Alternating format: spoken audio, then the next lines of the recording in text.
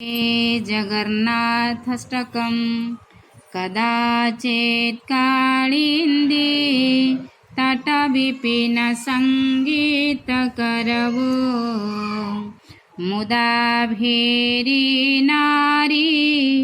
वदनकमलास्वादमधुपः रमाशम्भोर्ब्रह्मा सुरपतिगणेशार्चितपदो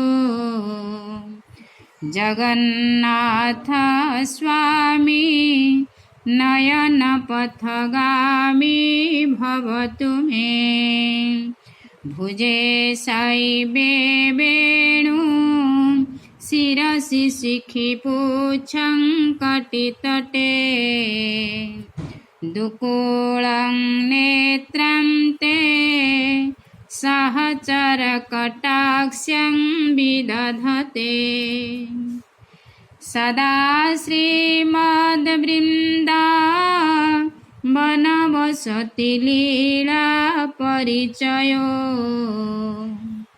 जगन्नाथ स्वामी नयनपथगामी भवतु मे।